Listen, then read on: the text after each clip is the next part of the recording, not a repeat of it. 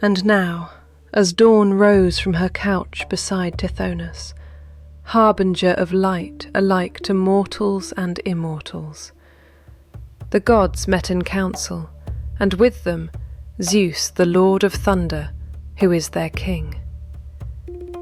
Then Athena began to tell them of the many sufferings of Odysseus, for she pitied him away there in the house of the nymph Calypso. "Father Zeus," said she, "and all you other gods that live in everlasting bliss, I hope there may never be such a thing as a kind and well-disposed ruler any more, nor one who will govern equitably. Furthermore, wicked people are now trying to murder his only son Telemachus, who is coming home from Pylos and Lacedaemon, where he has been to see if he can get news of his father." "What, my dear, are you talking about?" replied her father. "Did you not send him there yourself, because you thought it would help Odysseus to get home and punish the suitors? Besides, you are perfectly able to protect Telemachus, and to see him safely home again, while the suitors have to come hurry-scurrying back without having killed him." When he had thus spoken, he said to his son Hermes, "Hermes, you are our messenger. Go so and tell Calypso we have decreed that poor Odysseus is to return home. This is how we have settled that he shall return to his country and his friends." Thus he spoke, and Hermes, guide and guardian, slayer of Argus, did as he was told.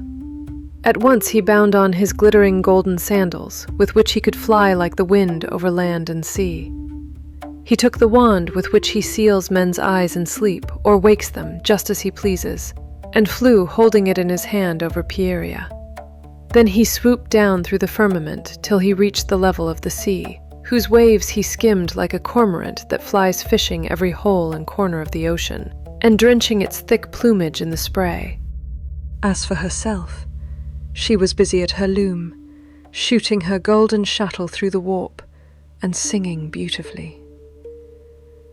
Round her cave there was a thick wood of alder, poplar, and sweet-smelling cypress trees, wherein all kinds of great birds had built their nests, owls, hawks, and chattering sea crows that occupy their business in the waters.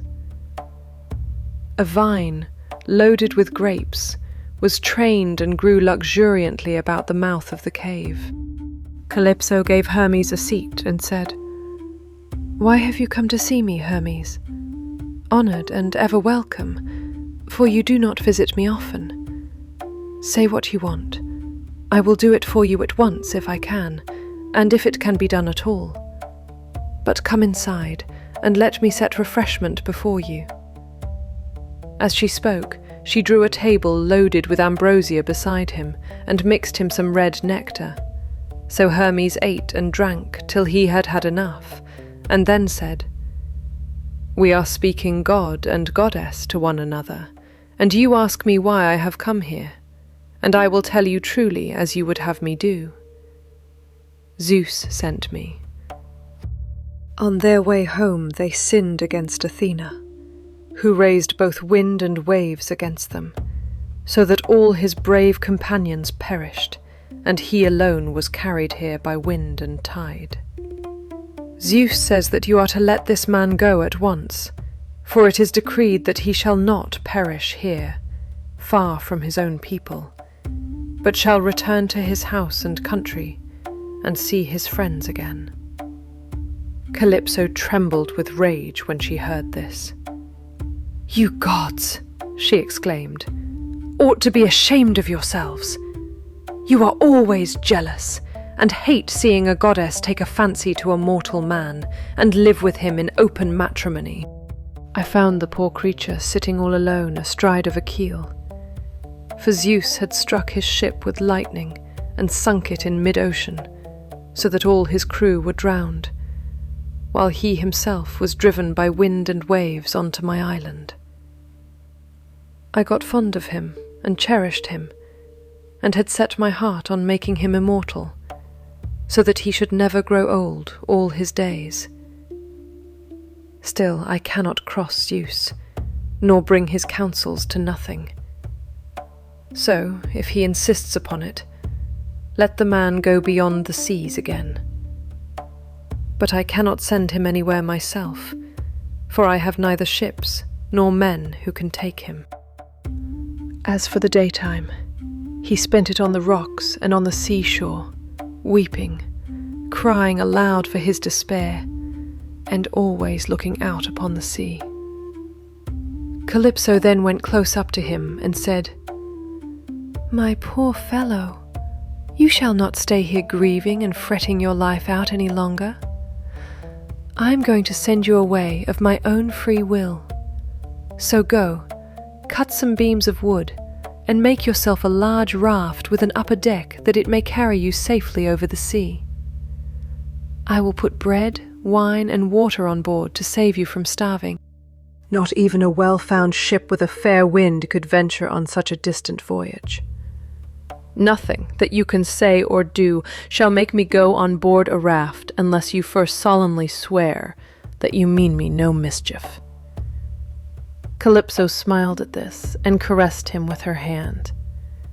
"You know a great deal," said she, "but you are quite wrong here. May the sky above and earth below be my witnesses, with the waters of the river Styx, and this is the most solemn oath which a blessed God can take, that I mean you no sort of harm, and am only advising you to do exactly what I should do myself in your place." Calypso set food and drink before him, of the food that mortals eat. But her maids brought ambrosia and nectar for herself, and they laid their hands on the food set before them. When they had satisfied themselves with food and drink, Calypso spoke, saying, "Odysseus, noble son of Laertes, so you would start home to your own land at once? She is only a woman, whereas you are an immortal. Even so, I want to get home, and can think of nothing else. If some god wrecks me when I am on the sea, I will bear it and make the best of it. I have had infinite trouble both by land and sea already, so let this go with the rest." Soon the sun set, and it became dark, and then the pair retired into the inner part of the cave and went to bed. She also gave him a sharp adze, and then led the way to the far end of the island, where the largest trees grew, alder, poplar, and pine, that reached the sky, very dry and well seasoned, so as to sail light for him in the water. Then, when she had shown him where the best trees grew, Calypso went home, leaving him to cut them, which he soon finished doing. He cut down 20 trees in all, and adzed them smooth, squaring them by rule in good workmanlike fashion. Meanwhile Calypso came back with some augers, so he bored holes with them, and fitted the timbers together with bolts and rivets. Last of all, with the help of levers, he drew the raft down into the water. In 4 days he had completed the whole work, and on the 5th Calypso sent him from the island after washing him and giving him some clean clothes. She gave him a goatskin full of black wine, and another, larger one, of water. She also gave him a wallet full of provisions, and found him in much good food. Moreover, she made the wind fair and warm for him, and gladly did Odysseus spread his sail before it, while he sat and guided the raft skillfully by means of the rudder. But King Poseidon, who was returning from the Ethiopians, caught sight of Odysseus a long way off, from the mountains of the Solymi. He could see him sailing upon the sea, and it made him very angry, so he wagged his head and muttered to himself, "What a day, so the gods have been changing their minds about Odysseus while I was away in Ethiopia, and now he is close to the land of the Phaeacians, where it is decreed that he shall escape from the calamities that have befallen him. I am afraid Calypso was right when she said I should have trouble by sea before I got back home. It is all coming true. How black is Zeus making the sky with his clouds, and what a sea the winds are raising from every quarter at once. I am now safe to perish. Blessed and thrice blessed were those Greeks who fell before Troy in the cause of the sons of Atreus. Would that I had been killed on the day when the Trojans were pressing me so sorely about the dead body of Achilles, for then I should have had due burial, and the Greeks would have honored my name. For a long time Odysseus was underwater, and it was all he could do to rise to the surface again, for the clothes Calypso had given him weighed him down. But at last he got his head above water and spat out the bitter brine that was running down his face in streams. In spite of all this, however, he did not lose sight of his raft, but swam as fast as he could towards it, got hold of it, and climbed on board again so as to escape drowning. The sea took the raft and tossed it about as autumn winds whirl thistledown round and round upon a road. He is giving you a great deal of trouble, but for all his bluster, he will not kill you.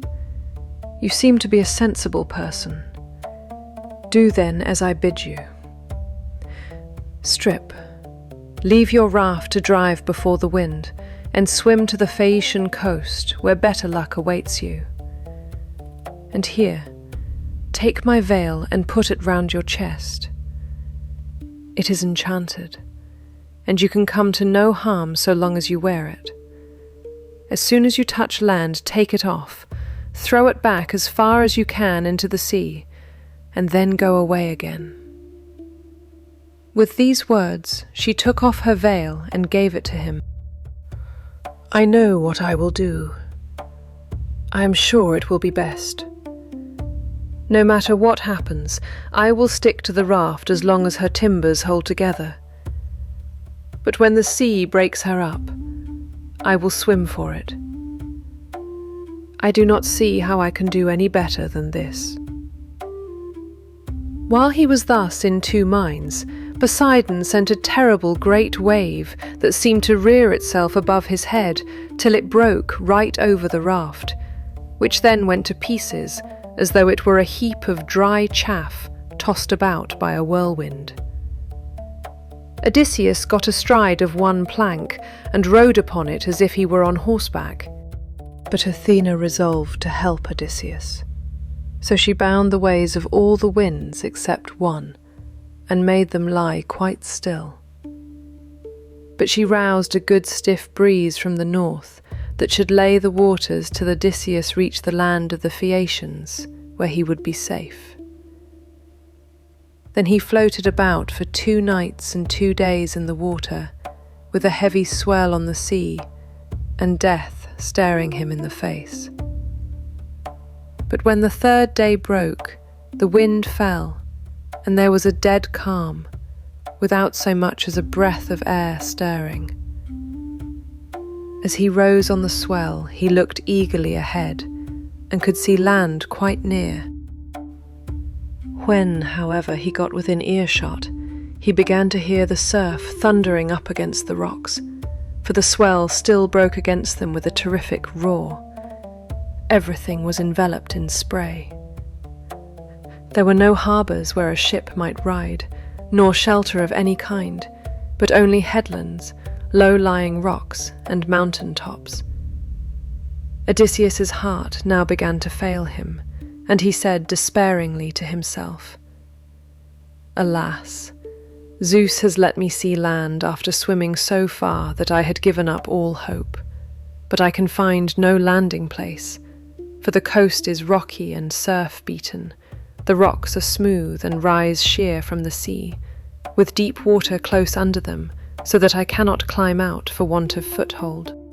If, on the other hand, I swim further in search of some shelving beach or harbour, A hurricane may carry me out to sea again sorely against my will, or the sky may send some great monster of the deep to attack me, for Amphitrite breeds many such, and I know that Poseidon is very angry with me." While he was thus in two minds, a wave caught him, and took him with such force against the rocks that he would have been smashed and torn to pieces if Athena had not shown him what to do.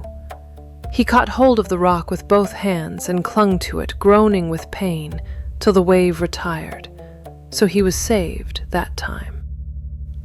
After a while, as he swam on, he came to the mouth of a river, and here he thought would be the best place, for there were no rocks, and it afforded shelter from the wind.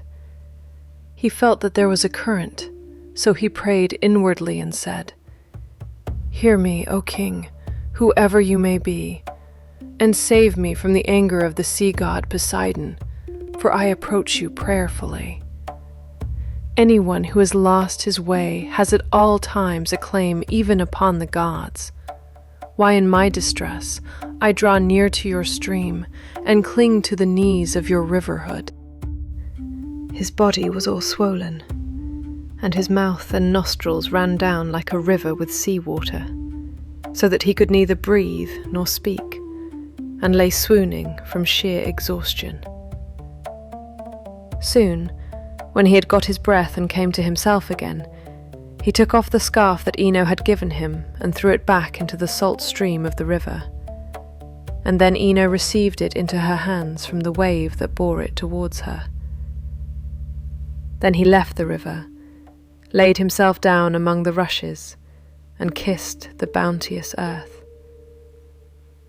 "Alas," he cried to himself in his dismay, "whatever will become of me, and how is it all to end?"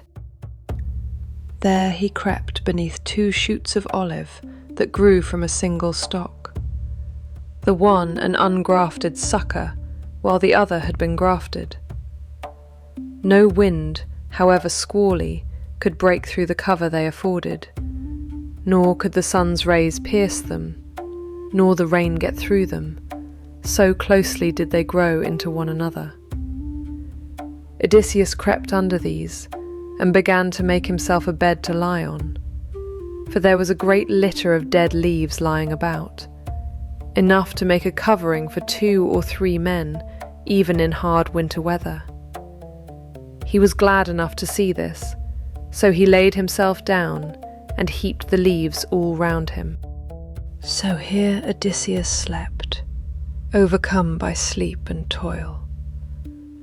But Athena went off to the country and city of the Phaeacians, a people who used to live in the fair town of Hypereia near the lawless Cyclops.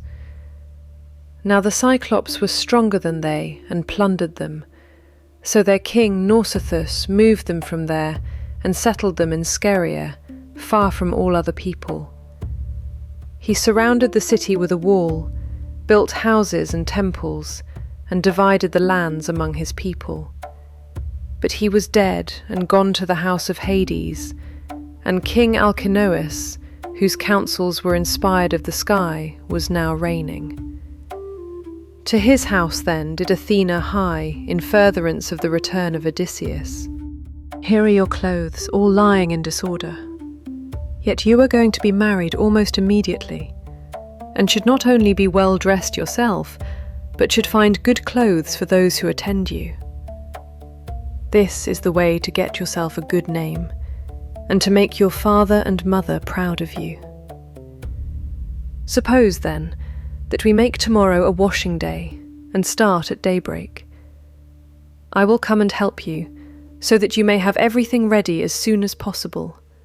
For all the best young men among your own people are courting you, and you are not going to remain a maid much longer." This was the place to which the goddess went when she had given instructions to the girl.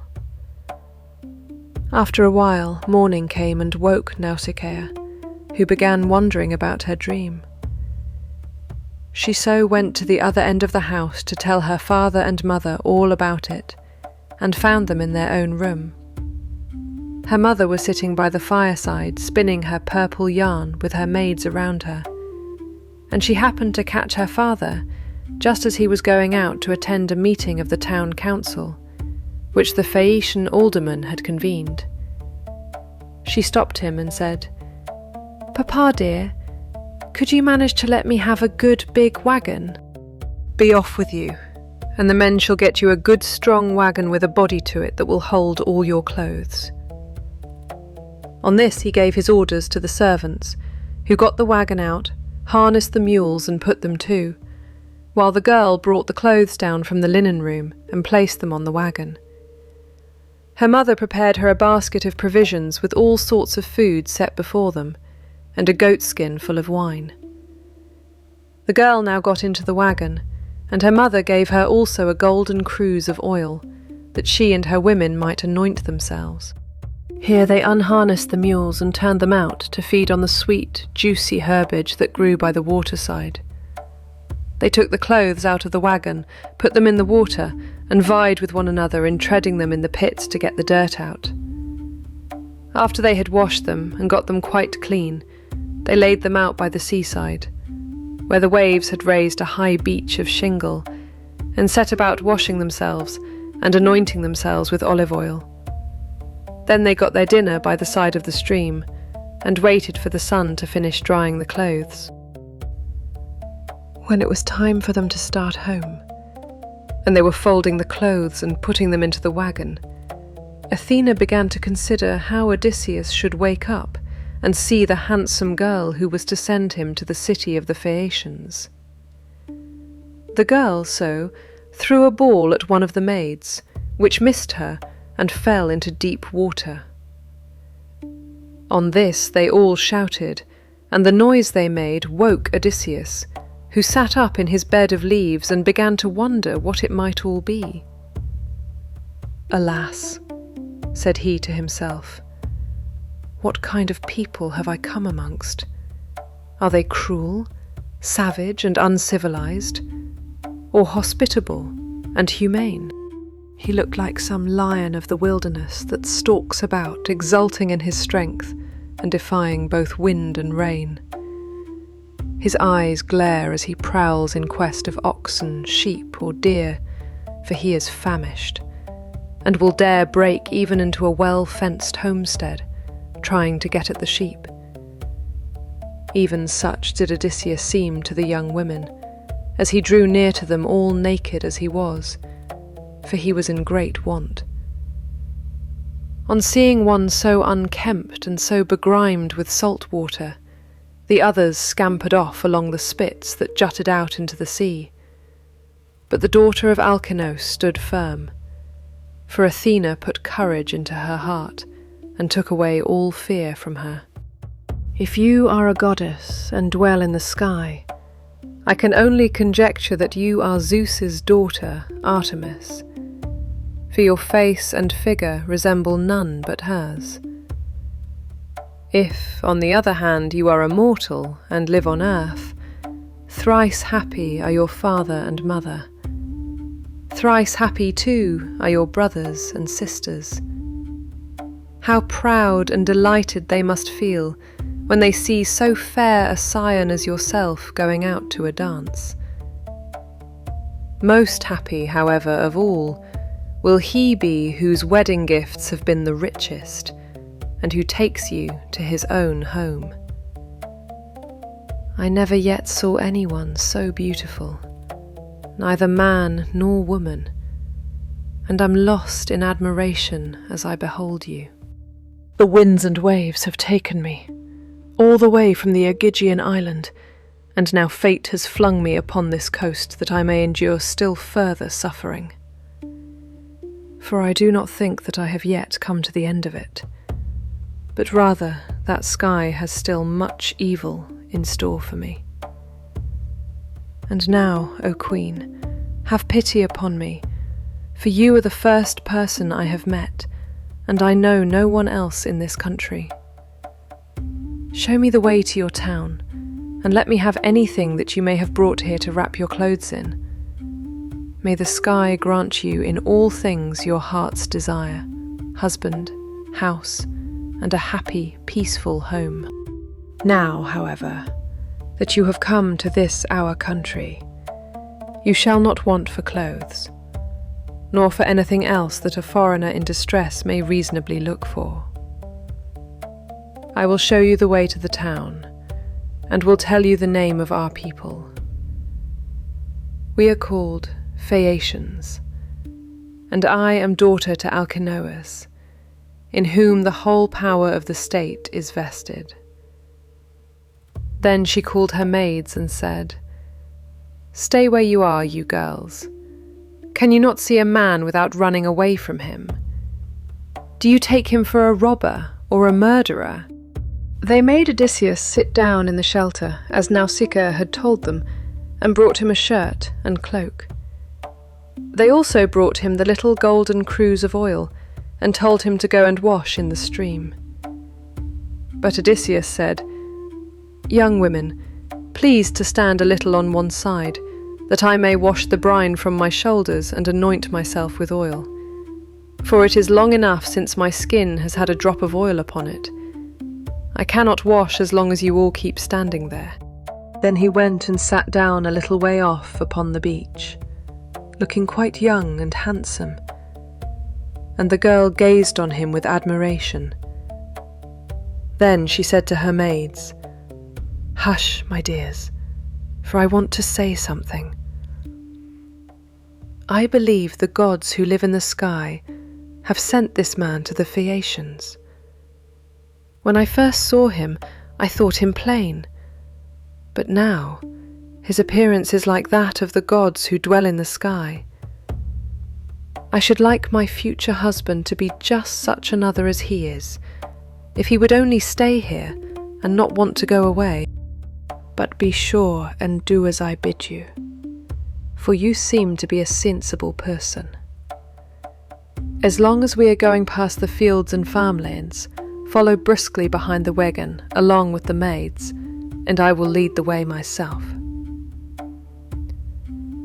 Soon, however, we shall come to the town, where you will find a high wall running all round it, and a good harbour on either side, with a narrow entrance into the city, and the ships will be drawn up by the roadside, for everyone has a place where his own ship can lie. I am afraid of the gossip and scandal that may be set on foot against me later on, for the people here are very ill-natured, and some low fellow, if he met us, might say, 'Who is this fine-looking stranger that is going about with Nausicaa? Where did she find him? I suppose she is going to marry him. Perhaps he is a vagabond sailor whom she has taken from some foreign vessel, for we have no neighbours. Or some god has at last come down from the sky in answer to her prayers, and she is going to live with him all the rest of her life. If so, you want my father to give you an escort and to help you home, do as I bid you. You will see a beautiful grove of poplars by the roadside dedicated to Athena. It has a well in it and a meadow all round it. Here my father has a field of rich garden ground, about as far from the town as a man's voice will carry. Sit down there and wait for a while, till the rest of us can get into the town and reach my father's house. Then, when you think we must have done this, come into the town and ask the way to the house of my father, Alcinous. You will have no difficulty in finding it. Never mind him, but go up to my mother, and lay your hands upon her knees if you would get home quickly. If you can gain her over, you may hope to see your own country again, no matter how distant it may be." So saying, she lashed the mules with her whip, and they left the river. The mules drew well, and their hoofs went up and down upon the road. She was careful not to go too fast for Odysseus and the maids who were following on foot along with the wagon, so she plied her whip with judgment. Thus then did Odysseus wait and pray, but the girl drove on to the town. When she reached her father's house, she drew up at the gateway, and her brothers, comely as the gods, gathered round her, took the mules out of the wagon, and carried the clothes into the house, while she went to her own room, where an old servant, Eurymedusa of Epira, lit the fire for her. This old woman had been brought by sea from Epira, and had been chosen as a prize for Alcinous because he was king over the Phaeacians, and the people obeyed him as though he were a god. She stood right in front of him, and Odysseus said, "My dear, will you be so kind as to show me the house of King Alcinous?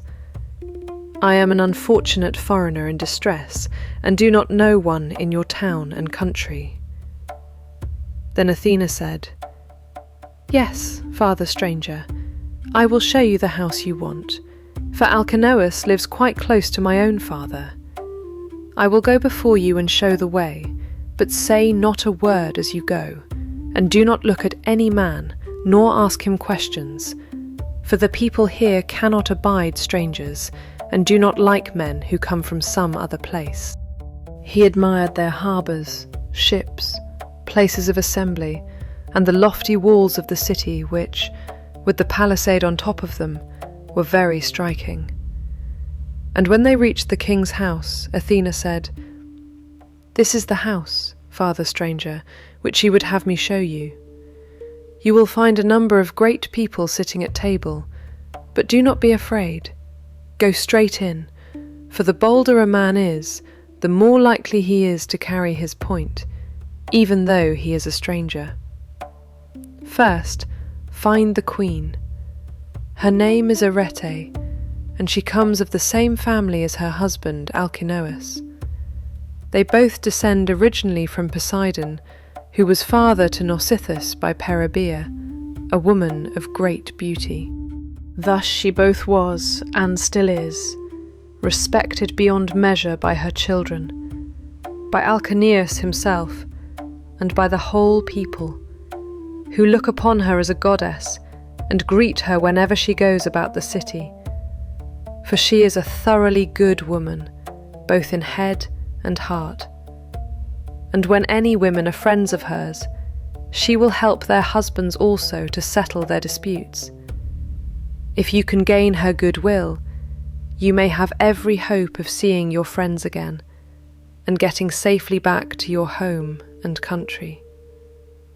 Then Athena left Scheria and went away over the sea. She went to Marathon and to the spacious streets of Athens, where she entered the abode of Erechtheus.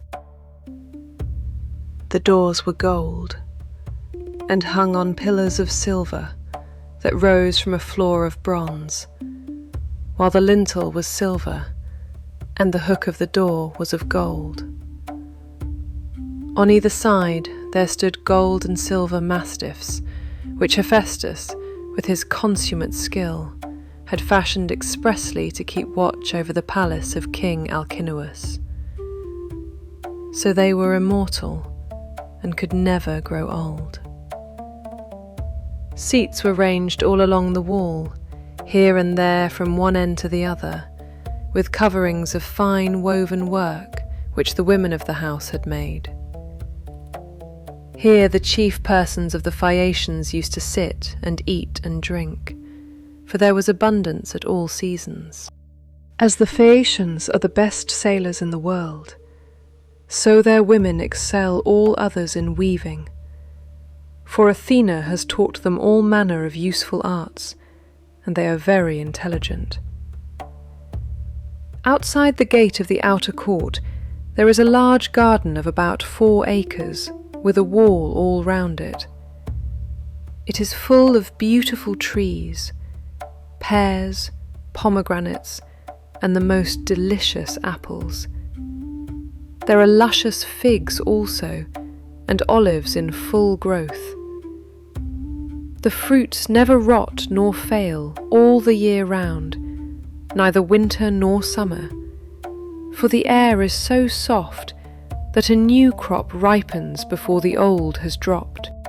2 streams go through it, the one turned in ducts throughout the whole garden, while the other is carried under the ground of the outer court to the house itself, and the townspeople draw water from it, Such, then, were the splendours with which the gods had endowed the house of King Alcinous. So here Odysseus stood for a while and looked about him. But when he had looked long enough, he crossed the threshold and went within the precincts of the house. There he found all the chief people among the Phaeacians making their drink offerings to Hermes, which they always did the last thing before going away for the night. "Queen Arete," he exclaimed, "daughter of great Rhexenor, in my distress I humbly pray you, as also your husband and these your guests, whom may the sky prosper with long life and happiness, and may they leave their possessions to their children, and all the honours conferred upon them by the state, to help me home to my own country as soon as possible." A servant woman then brought him water in a beautiful golden jug, and poured it into a silver basin for him to wash his hands, and she drew a clean table beside him. An upper servant brought him bread, and offered him many food set before them of what there was in the house, and Odysseus ate and drank.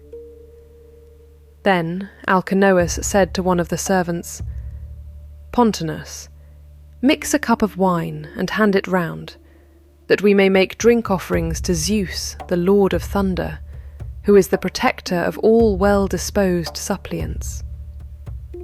Pontonous then mixed wine and water, and handed it round after giving every man his drink offering. "Tomorrow morning I shall invite a still larger number of aldermen, and will give a sacrificial banquet in honour of our guest. We can then discuss the question of his escort, and consider how we may at once send him back rejoicing to his own country, without trouble or inconvenience to himself, no matter how distant it may be. We must see that he comes to no harm while on his homeward journey, but when he is once at home, he will have to take the luck he was born with for better or worse, like other people. It is possible, however, that the stranger is one of the immortals who has come down from the sky to visit us. I have nothing of the immortal about me, neither in body nor mind, and most resemble those among you who are the most afflicted. Indeed, were I to tell you all that sky has seen fit to lay upon me, you would say that I was still worse off than they are. Even so, let me sup in spite of sorrow, for an empty stomach is a very importunate thing, and thrusts itself on a man's notice no matter how dire is his distress. I am in great trouble, yet it insists that I shall eat and drink, bids me lay aside all memory of my sorrows, and dwell only on the due replenishing of itself. Then, when they had made their drink offerings, and had drunk each as much as he was minded, they went home to bed, every man in his own abode, leaving Odysseus in the cloister with Arete and Alcinous, while the servants were taking the things away after supper. Arete was the first to speak, for she recognized the shirt, cloak, and good clothes that Odysseus was wearing, as the work of herself and of her maids. So she said, "Stranger, before we go any further, there is a question I should like to ask you. Who and whence are you? And who gave you those clothes?" Fortune, however, brought me to her hearth all desolate and alone, for Zeus struck my ship with his thunderbolts and broke it up in mid-ocean. My brave comrades were drowned, every man of them, but I stuck to the keel and was carried here and there for the space of 9 days, till at last, during the darkness of the 10th night, the gods brought me to the Aegean island, where the great goddess Calypso lives. She took me in and treated me with the utmost kindness. Indeed, she wanted to make me immortal, that I might never grow old, but she could not persuade me to let her do so. Days 7 and 10 did I sail over the sea, and on the 18th I caught sight of the first outlines of the mountains upon your coast, and glad indeed was I to set eyes upon them, Even so, there was still much trouble in store for me, for at this point Poseidon would let me go no further, and raised a great storm against me. The sea was so terribly high that I could no longer keep to my raft, which went to pieces under the fury of the gale, and I had to swim for it, till wind and current brought me to your shores. Sick and sorry as I was, I slept among the leaves all night, and through the next day till afternoon.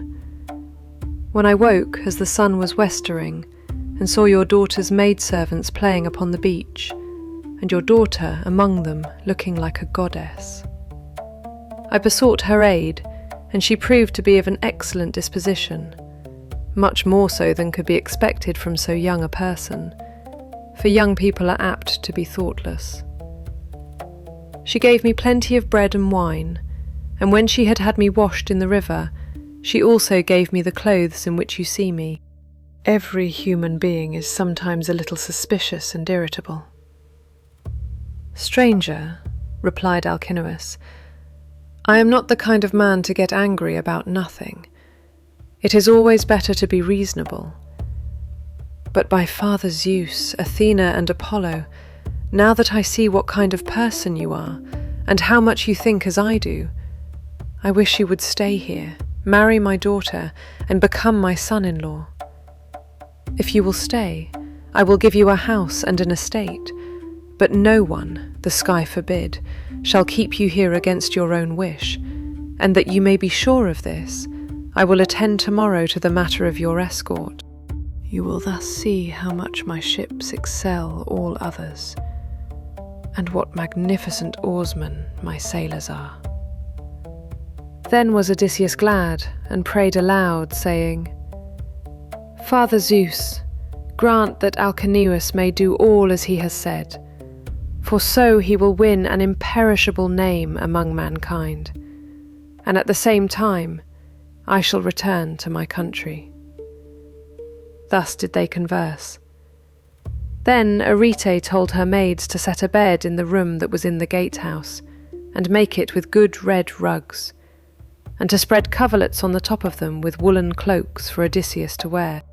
Now when the child of morning, rosy-fingered dawn, appeared, Alcinous and Odysseus both rose, and Alcinous led the way to the Phaeacian place of assembly, which was near the ships. When they got there, they sat down side by side on a seat of polished stone, while Athena took the form of one of Alcinous's servants, and went round the town in order to help Odysseus to get home. She went up to the citizens, man by man, and said, Aldermen and town councillors of the Phaeacians, come to the assembly, all of you, and listen to the stranger who has just come off a long voyage to the house of King Alcinous. Then, when they were got together, Alcinous spoke. Hear me, said he, aldermen and town councillors of the Phaeacians, that I may speak even as I am minded. This stranger, whoever he may be, has found his way to my house from somewhere or other, either east or west. He wants an escort and wishes to have the matter settled. Let us then get one ready for him, as we have done for others before him. Indeed, no one who ever yet came to my house has been able to complain of me for not speeding on his way soon enough. I can take no excuses, and we will have Demodocus to sing to us, for there is no bard like him, whatever he may choose to sing about.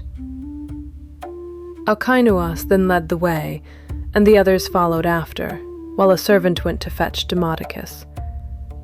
The 52 picked oarsmen went to the seashore as they had been told, and when they got there they drew the ship into the water, got her mast and sails inside her, bound the oars to the thole-pins with twisted thongs of leather, all in due course, and spread the white sails aloft.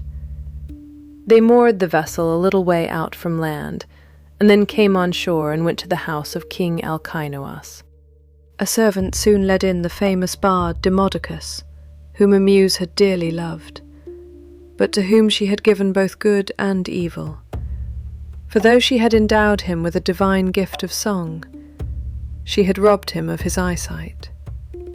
Pontonous set a seat for him among the guests, leaning it up against a bearing post.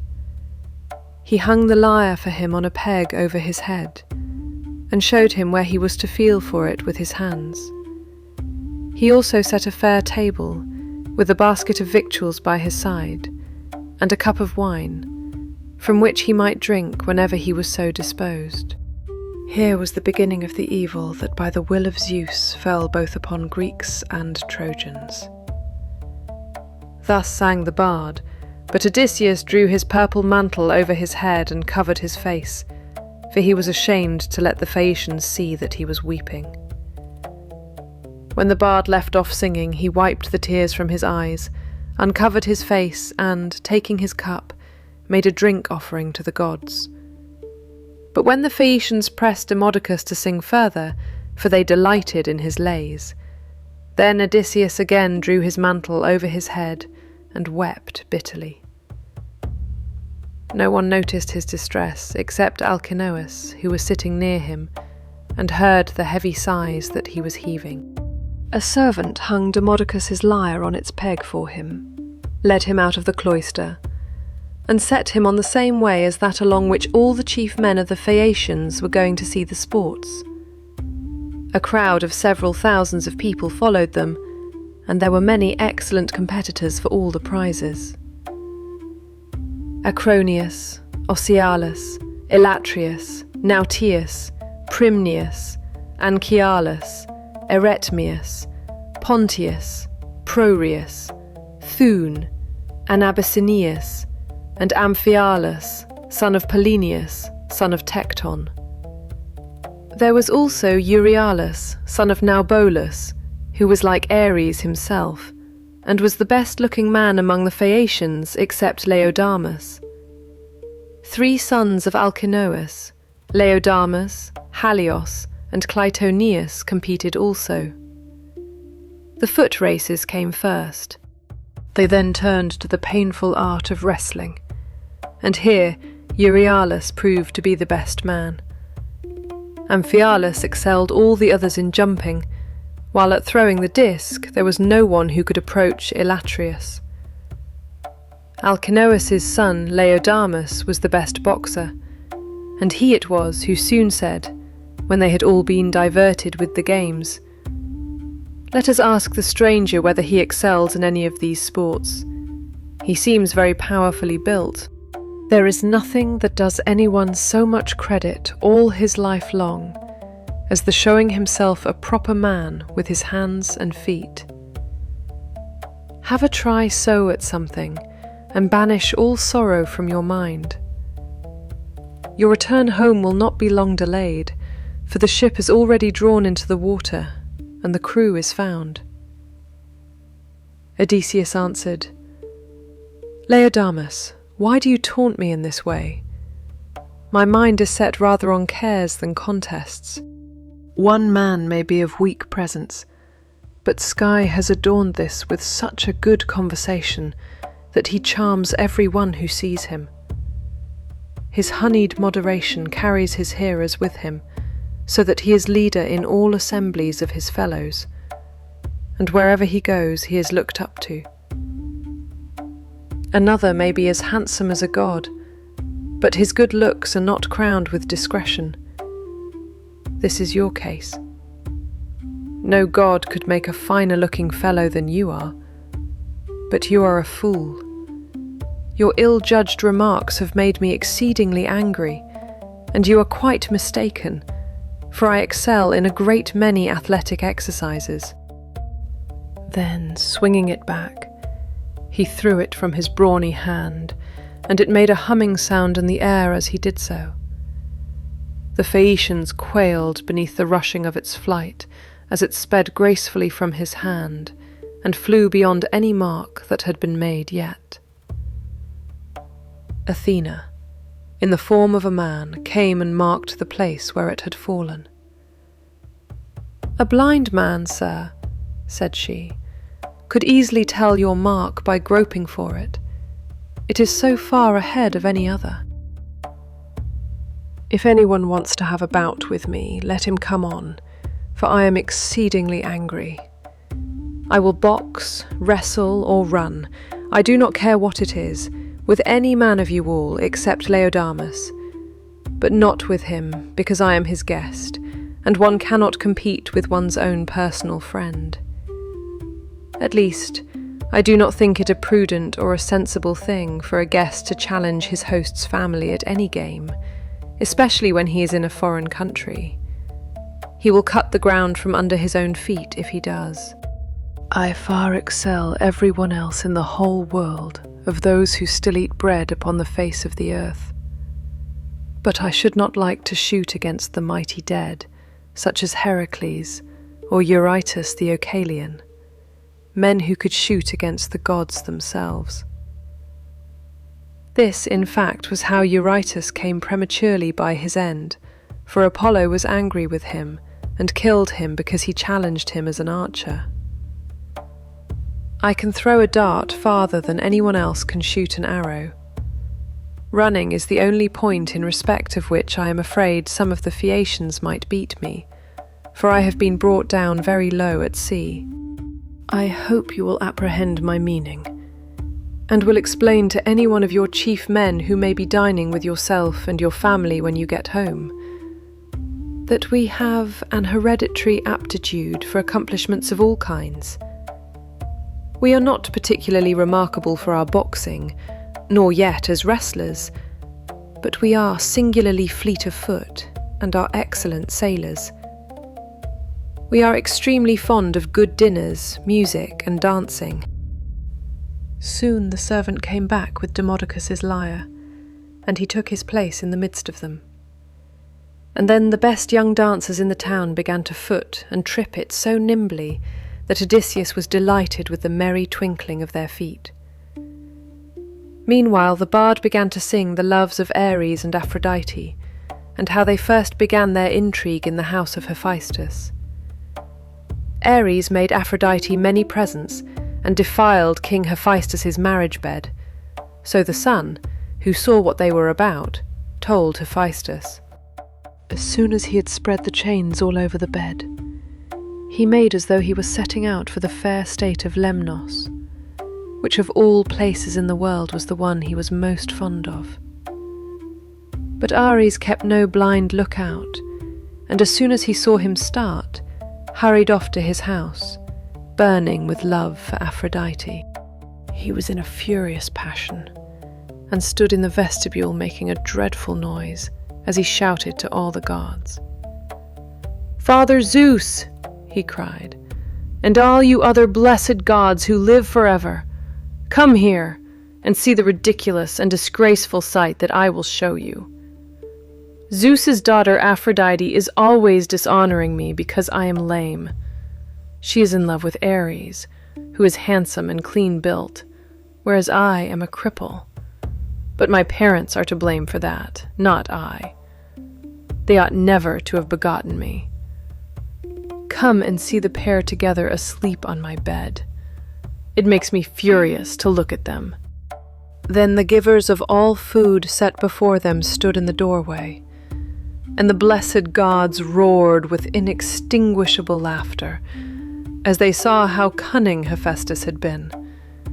And then one would turn towards his neighbor, saying, "Ill deeds do not prosper, and the weak confound the strong. See how limping Hephaestus, lame as he is, has caught Ares, who is the fleetest god in the sky. Let him go," he cried, "and I will undertake, as you require, that he shall pay you all the damages that are held reasonable among the immortal gods." "Do not," replied Hephaestus, "ask me to do this. A bad man's bond is bad security. What remedy could I enforce against you if Ares should go away and leave his debts behind him along with his chains?" "Hephaestus," said Poseidon, "if Ares goes away without paying his damages, I will pay you myself." So Hephaestus answered, "In this case, I cannot and must not refuse you." Then he loosed the bonds that bound them, and as soon as they were free they scampered off, Ares to Thrace, and laughter-loving Aphrodite to Cyprus and to Paphos, where is her grove and her altar fragrant with burnt offerings. So they took a red bull which Polybus had made for them, and one of them bent himself backwards and threw it up towards the clouds, while the other jumped from off the ground and caught it with ease before it came down again. When they had done throwing the ball straight up into the air, they began to dance, and at the same time kept on throwing it backwards and forwards to one another, while all the young men in the ring applauded and made a great stamping with their feet. Then Odysseus said, "King Alcinous, you said your people were the nimblest dancers in the world, and indeed they have proved themselves to be so. As for Euryalus, he will have to make a formal apology and a present too, for he has been rude." Thus did he speak. The others, all of them, applauded his saying, and sent their servants to fetch the presents. Then Euryalus said, "King Alcinous, I will give the stranger all the satisfaction you require. He shall have my sword, which is of bronze, all but the hilt, which is of silver. I will also give him the scabbard of newly sawn ivory into which it fits. It will be worth a great deal to him." As he spoke, he placed the sword in the hands of Odysseus and said, "Good luck to you, father stranger. I hope you will not miss the sword you have given me, along with your apology." With these words, he girded the sword about his shoulders, and towards sundown the presents began to make their appearance, as the servants of the donors kept bringing them to the house of King Alcinous. Here his sons received them, and placed them under their mother's charge. Then Alcinous led the way to the house, and told his guests, "Take their seats." "Wife," said he, turning to Queen Arete, "go, fetch the best chest we have, and put a clean cloak and shirt in it. Also, set a copper on the fire and heat some water. Our guest will take a warm bath. I shall myself give him this golden goblet, which is of exquisite workmanship, that he may be reminded of me for the rest of his life whenever he makes a drink offering to Zeus or to any of the gods." Then Arete told her maids to set a large tripod upon the fire as fast as they could, and then they set a tripod full of bath water onto a clear fire. They threw on sticks to make it blaze, and the water became hot as the flame played about the belly of the tripod. Meanwhile, Arete brought a magnificent chest from her own room, and inside it she packed all the beautiful presents of gold and raiment which the Phaeacians had brought. When the servants had done washing and anointing him with oil, and had given him a clean cloak and shirt, he left the bathroom and joined the guests who were sitting over their wine. Lovely Nausicaa stood by one of the bearing posts supporting the roof of the cloister, and admired him as she saw him pass. "Farewell, stranger," said she. "Do not forget me when you are safe at home again, for it is to me first that you owe a ransom for having saved your life." And Odysseus said, "Nausicaa, daughter of great Alcinous, may Zeus, the mighty husband of Hera, grant that I may reach my home." Then Odysseus cut off a piece of roast pork with plenty of fat, for there was abundance left on the joint, and said to a servant, "Take this piece of pork over to Demodocus and tell him to eat it. For all the pain his lays may cause me, I will salute him none the less. Bards are honored and respected throughout the world, for the muse teaches them their songs and loves them." The servant carried the pork in his fingers over to Demodocus, who took it and was very much pleased. "Now, however, change your song. And tell us of the wooden horse which Epeus made with the assistance of Athena, and which Odysseus got by stratagem into the fort of Troy, after freighting it with the men who afterwards sacked the city. If you will sing this tale aright, I will tell all the world how magnificently sky has endowed you." The bard, inspired of the sky, took up the story at the point where some of the Greeks set fire to their tents and sailed away, while others, hidden within the horse, were waiting with Odysseus in the Trojan place of assembly. And this was how they settled it in the end. For the city was doomed when it took in that horse, within which were all the bravest of the Greeks, waiting to bring death and destruction on the Trojans. Anon he sang how the sons of the Greeks issued from the horse and sacked the town, breaking out from their ambuscade. He sang how they overran the city here and there and ravaged it, and how Odysseus went raging like Ares along with Menelaus to the house of Deiphobus. It was there that the fight raged most furiously. Even so, by Athena's help, he was victorious. All this he told, but Odysseus was overcome as he heard him, and his cheeks were wet with tears. The king, so, at once rose and said, "Aldermen and town councillors of the Phaeacians, let Demodocus cease his song, for there are those present who do not seem to like it." From the moment that we had done supper and Demodocus began to sing, our guest has been all the time groaning and lamenting. He is evidently in great trouble. So let the bard leave off, that we may all enjoy ourselves, hosts and guest alike. So, sir, do you, on your part, affect no more concealment nor reserve in the matter about which I shall ask you? It will be more polite in you to give me a plain answer. Tell me the name, by which your father and mother over there used to call you, and by which you were known among your neighbours and fellow citizens. There is no one, neither rich nor poor, who is absolutely without any name whatever, for people's fathers and mothers give them names as soon as they are born. Tell me also your country, nation and city, that our ships may shape their purpose accordingly and take you there.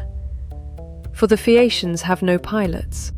He said that one of these days he should wreck a ship of ours as it was returning from having escorted someone, and bury our city under a high mountain. This is what my father used to say, but whether the god will carry out his threat or no is a matter which he will decide for himself. And now, tell me, and tell me true, where have you been wandering, and in what countries have you travelled? Tell us of the peoples themselves and of their cities, who were hostile, savage and uncivilized, and who, on the other hand, hospitable and humane. Tell us also why you are made so unhappy on hearing about the return of the Argive Greeks from Troy.